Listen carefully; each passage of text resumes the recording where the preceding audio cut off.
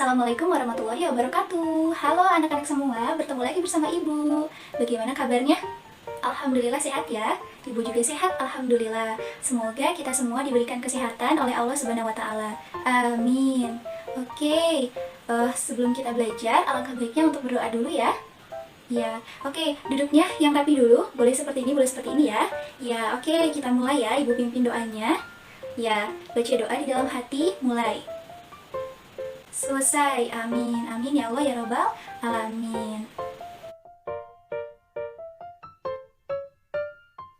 Pada pertemuan sebelumnya, kita sudah mempelajari perubahan cuaca, kemudian kita juga sudah mempelajari bagaimana membandingkan pecahan, dan juga kita sudah membuat alat peraga untuk penghitungan pecahan. Nah, hari ini kita akan belajar mengenai bagaimana sih caranya mencari informasi-informasi penting dari sebuah teks mengenai perubahan cuaca dapat mempengaruhi aktivitas manusia. Kemudian kita juga akan mempelajari bagaimana sih cara menambahkan pecahan berpenyebut sama, dan yang terakhir kita akan mempelajari unsur-unsur rupa pada karya dekoratif yaitu poster. Nah, maka dari itu anak-anak semuanya harus fokus dan juga siap untuk belajar hari ini bersama Ibu. Untuk memulai pembelajaran hari ini, mari membaca bersama. Pengaruh perubahan cuaca terhadap kehidupan manusia. Indonesia merupakan negara beriklim tropis. Cuaca berubah-ubah, terkadang panas, berawan, mendung, atau hujan. Keadaan cuaca dipengaruhi oleh 3 unsur. Ketiganya adalah matahari, angin, dan air. Cuaca sangat berpengaruh bagi kehidupan manusia. Mulai dari ketersediaan sumber daya alam, ketersediaan alat transportasi, bahkan kelancaran aktivitas manusia sehari-hari. Dari teks yang sudah kita baca bersama, kira-kira pengaruh cuaca apa yang pernah kalian rasakan? Ya, betul sekali. Salah satu contohnya adalah ketika kita sedang menjemur pakaian, kemudian tiba-tiba turun hujan, maka pakaian tersebut jadi susah kering ya. Nah, perubahan cuaca itu dipengaruhi oleh 3 unsur. Yang pertama ada matahari, yang kedua ada angin, dan yang ketiga ada air.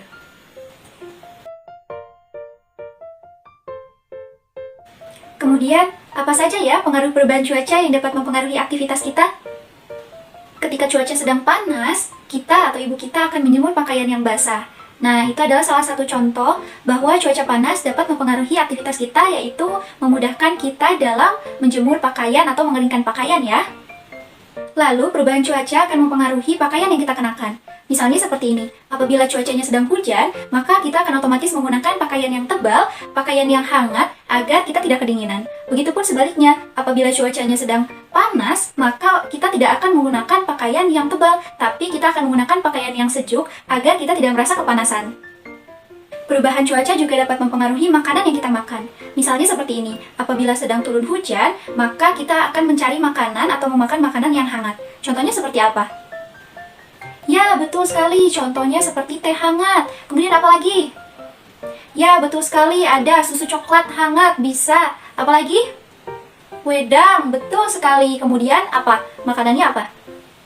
Sop. Betul sekali. Nah, makanan minuman tersebut itu cocok dimakan ketika cuaca hujan. Beda lagi dengan makanan-makanan yang kita makan atau minuman-minuman yang kita makan ketika sedang panas cuacanya. Contohnya seperti apa? Ya, betul sekali. Contohnya seperti es krim. Kemudian apa lagi? Contohnya seperti es kelapa. Kemudian apa lagi? Cendol. Nah, pokoknya makanan dan minuman yang membuat kita merasa segar. Betul sekali. Sekarang ibu tanya ya, kira-kira apa yang akan terjadi apabila hujan turun terus-menerus? Ya, betul sekali. Apabila hujan turun terus-menerus, maka akan terjadi banjir. Nah, banjir ini juga dipengaruhi oleh beberapa faktor ya. Misalnya seperti selokan yang tersumbat atau saluran air lain yang tersumbat karena kita suka buang sampah sembarangan ke selokan. Kemudian ada juga karena kita suka menebang pohon sembarangan. Nah, jadi tidak ada resapan dan aliran air yang baik, maka akan menyebabkan banjir. Betul. Nah, banjir ini juga dapat mempengaruhi aktivitas kita. Contohnya seperti misalkan di rumah kita banjir nih. Nah, kita tuh mau pergi ke sekolah, tapi karena rumah kita banjir, jadi barang-barang yang kita miliki juga ikut basah. Kemudian jalanan juga banyak yang ditutup atau susah dilalui karena banjir. Orang tua kita juga jadi kesulitan ya untuk berangkat pergi kerja gitu ya. Betul sekali anak-anak. Nah, sebaliknya nih, apabila panas terus-menerus, Kira-kira apa ya yang akan terjadi? Ya, betul sekali, kita akan mengalami kekeringan. Nah, kekeringan ini juga dapat mempengaruhi aktivitas kita. Misalnya seperti kita jadi kesulitan untuk mendapatkan air. Nah, air digunakan untuk minum, bisa juga digunakan untuk mandi. Nah, ketika kita sedang mengalami kekeringan, maka hal tersebut jadi mempengaruhi aktivitas kita untuk mandi dan juga minum. Nah, hal-hal tersebut merupakan aktivitas-aktivitas kita yang terpengaruh oleh perubahan cuaca. Oke, anak-anak, setelah ini ada sebuah teks surat yang harus kalian baca. Tolong dibaca baik-baik ya. Dayu mendapat surat dari Komang. Komang adalah sepupu Dayu di Bali.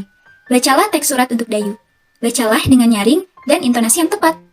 Mari membaca bersama. Denpasar, 2 Agustus 2012. Untuk sepupuku Dayu. Halo Dayu, bagaimana kabarmu dan keluarga di sana? Semoga semua dalam keadaan sehat.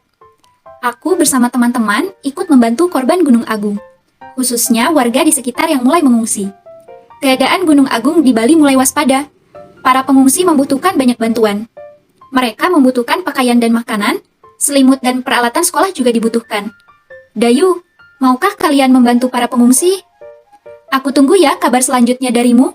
Sampaikan salamku untuk keluargamu. Sampai jumpa. Salam sayang dari sepupumu. Komang. Anak-anak, saatnya kita bermain games. Nah, gamesnya ini bisa kalian akses melalui link yang ada di atas. Nah, untuk ayah dan ibu boleh bantu anaknya mengakses link games yang ada di sini ya. Oke, jika anak-anak semua sudah mengakses linknya, maka akan muncul tampilan seperti yang pertama. Nanti kalian semua mengisi nama di kolom yang putih, kemudian setelah selesai mengisi nama, kalian klik kolom yang warna biru. Setelah itu akan muncul tampilan seperti yang kedua. Nah, setelah muncul nanti kalian langsung klik start. Nah, nanti akan muncul tampilan seperti yang ketiga, yang hijau itu ya. Selamat bermain! Gimana anak-anak? Seru tidak gamesnya? Pastinya seru kan? Nah, sekarang kita mulai lagi ya pematerian selanjutnya. Dan nanti akan ada games-games menarik lainnya. Maka dari itu, kalian semua harus tetap fokus untuk memperhatikan ibu dan menonton video ini sampai akhir ya.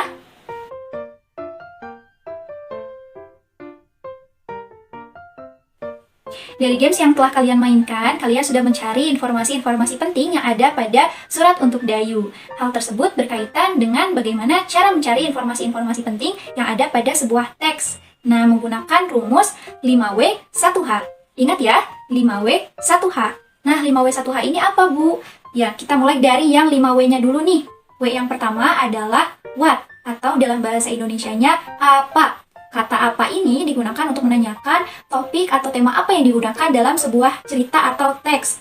Yang kedua adalah who, atau dalam bahasa Indonesianya siapa. Nah, kata siapa ini digunakan untuk menanyakan siapa tokoh yang terlibat dalam teks atau cerita. Yang W yang ketiga ini adalah when, atau dalam bahasa Indonesianya kapan. Kata when atau kapan ini digunakan untuk menanyakan kapan kejadian tersebut terjadi pada teks atau cerita. W yang keempat adalah where, atau dalam bahasa Indonesianya di mana. Kata di mana ini digunakan untuk menanyakan tempat kejadian yang ada pada teks atau cerita tersebut. Nah, W yang terakhir, yang kelima adalah why, atau dalam bahasa Indonesianya adalah mengapa. Nah, kata mengapa ini digunakan untuk menanyakan alasan-alasan apa atau penyebab-penyebab apa yang terjadi dalam peristiwa di teks atau cerita. Nah, yang terakhir adalah 1H. Nah, 1H ini adalah how, atau dalam bahasa Indonesianya bagaimana. Nah, kata bagaimana ini digunakan untuk menanyakan bagaimana peristiwa tersebut terjadi pada sebuah cerita atau teks. Seperti itu anak-anak. Jadi diingat ya, 5W 1H. Anak-anak, ayo kita main games yang kedua. Caranya sama ya seperti yang sebelumnya. Kalian baru saja memainkan permainan mengenai benda, makanan, dan minuman sesuai cuacanya. Sekarang sudah tahu ya? Nah, setelah itu, lengkapi tabel di bawah ini dengan benda, makanan, dan minuman sesuai cuacanya. Catat ya di buku tulis kalian, 1 hingga 10. Sekarang kita akan mempelajari mengenai bagaimana cara menjumlahkan pecahan berpenyebut sama. Nah, penjumlahan pecahan berpenyebut sama ini diperoleh hasilnya dari menambahkan pembilangnya saja, sedangkan penyebutnya tetap. Contohnya seperti ini ya, 2/6. Nah, yang 2-nya itu adalah pembilang dan yang 6-nya itu adalah penyebut, ditambah 3/6, maka hasilnya adalah 5/6. Nah, 5/6 ini diperoleh dari 2 ditambah 3 sama dengan 5. Kemudian penyebutnya langsung saja ya, tidak usah ditambahkan, penyebutnya tetap karena sudah sama, yaitu 6. Jadi hasilnya 5/6. Baik, agar kalian lebih mengerti bagaimana cara menjumlahkan pecahan berpenyebut sama, Ibu akan memberikan satu contoh soal cerita nih. Tolong disimak baik-baik ya. Nah, soalnya seperti ini. Ibu membawa satu loyang kecil kue bolu. Kue bolu dipotong menjadi 4 bagian. Nah, di dalam bus, Dayu makan 1 potong kue. Kemudian ayah pun makan 1 potong kue. Nah, berapa bagian kue yang telah dimakan Dayu dan ayah? Satu lingkaran kue bolu dibagi menjadi 4 bagian. Nah, yang satunya itu Dayu makan, jadi jika dituliskan dengan angka 1/4, nah kemudian ayah pun makan 1 tadi dari 4 bagian, jadi dituliskan 1/4. Lalu, potongan yang dimakan ayah dan Dayu itu dijumlahkan 1/4 ditambah 1/4. Tadi ya, pembilangnya ditambahkan 1 tambah 1 sama dengan 2. Nah, yang penyebutnya sudah sama, jadi langsung saja 4. Jadi hasilnya 2/4. Betul sekali. Kali ini kita akan memainkan games yang ketiga. Caranya sama seperti games-games sebelumnya. Gimana games matematikanya? Seru? Pastinya seru dong.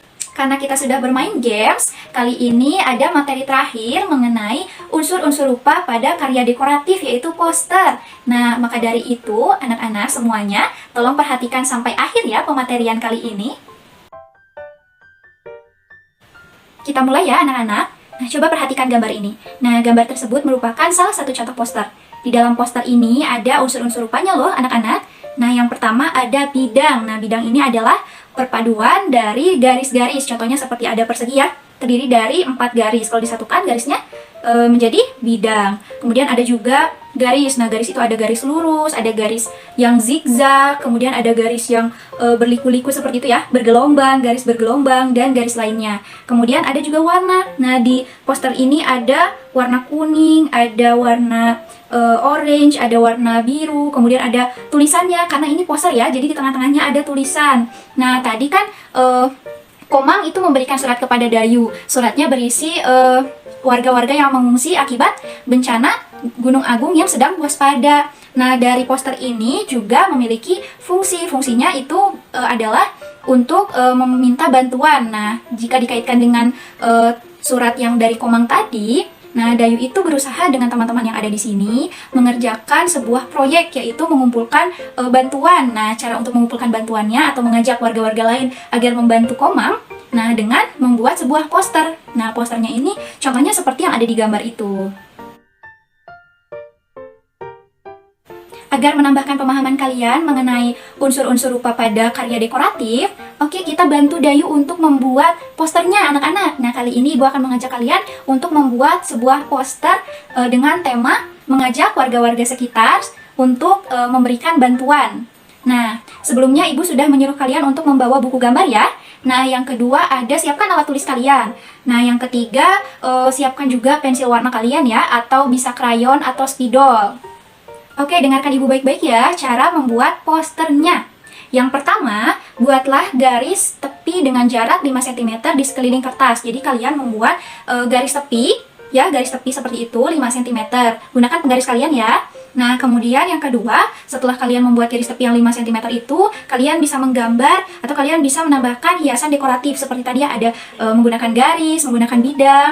Nah, setelah itu nanti kalian bisa ditebalkan pakai spidol atau bisa langsung diwarnai menggunakan pensil warna atau juga krayon yang kalian bawa. Kemudian bisa juga ditambahkan gambar-gambar yang mendukung poster kalian. Nah, gambar-gambar tersebut bisa digambar langsung oleh kalian atau kalian juga bisa menambahkan gambar-gambar yang ada dari koran atau majalah bekas. Jadi nanti kalian gunting, kemudian kalian tempelkan gitu di poster kalian. Nah, jangan lupa kalau sudah semuanya selesai, kalian sudah gambar, kalian sudah warnai, jangan lupa di tengah-tengahnya tadi itu kalian berikan kalimat-kalimat ajakan untuk orang-orang. Jadi supaya orang-orang yang membaca poster kalian itu merasa mereka itu terajak untuk membantu teman-teman Dayu yang ada di Bali.